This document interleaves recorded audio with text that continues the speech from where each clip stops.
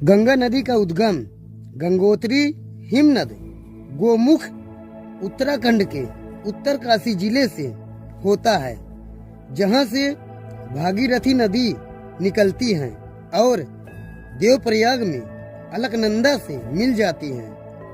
इस संगम के बाद गंगा नदी का निर्माण होता है। गंगा हरिद्वार के मैदानी भागों में प्रवेश करती है। पश्चिम बंगाल फरका नामक स्थान पर यह बांग्लादेश में प्रवेश करती है। बांग्लादेश में गंगे माँ को पद्मा के नाम से जाना जाता है। बांग्लादेश में यह ब्रह्मपुत्र से मिलती हैं।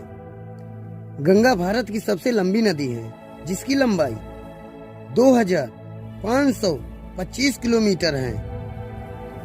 गंगा अपने मुहाने अर्थात गंगा सागर पर विश्व के सबसे बड़े डेल्टा का निर्माण करती है।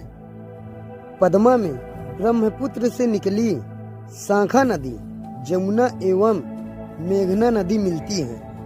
अतः ये 350 किलोमीटर चौड़े सुंदरवन डेल्टा में जाकर बंगाल की खाड़ी में सागर संगम करती है। यह डेल्टा गंगा एवं उसकी सहायक नदियों द्वारा लाई गई नवीन जलोढ़ से 1000 वर्षों से निर्मित समतल तथा निम्न मैदान हैं।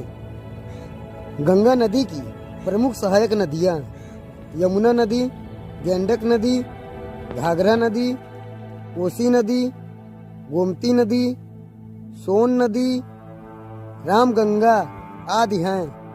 पवित्र गंगा नदी की जल कभी गंदा क्यों नहीं होता? गंगा का पवित्र जल में बैक्टीरिया फोस नामक एक बैक्टीरिया पाया जाता है, जो पानी के अंदर रासायनिक क्रियाओं से उत्पन्न होने वाले अवांछनीय पदार्थों को खाता रहता है। इससे गंगा जल की शुद्धता बनी रहती है। गंगा के पानी में गंधक की बहुत अधिक मात्रा में मौजूद रहती है, इसलिए भी यह खराब नहीं होता है। गंगा नदी कितने राज्यों से होकर गुजरती है?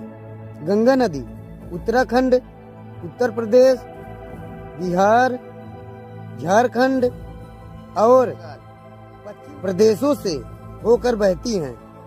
यह एक बाउंड्री नदी है जो भारत और बांग्लादेश से होकर बहती हैं। गंगा नदी उत्तर प्रदेश में कुल कितने जिलों से होकर गुजरती हैं? गंगा नदी उत्तर प्रदेश के कुल 28 जिलों से होकर बहती हैं। गंगा नदी उत्तर प्रदेश जिला बिजनौर से और लगभग 1140 किलोमीटर बहती हैं। प्रयागराज पूर्व इलाहाबाद में त्रिवेणी संगम पर यमुना गंगा में मिलती हैं। उत्तर प्रदेश में गंगा नदी सिंचाई का प्रमुख स्रोत है। गंगा नदी पश्चिम बंगाल राज्यों में फरका तक दक्षिण से पूर्व बहती है और बंगाल की खाड़ी में समाप्त हो जाती है। दोस्तों, मेरा वीडियो पसंद आया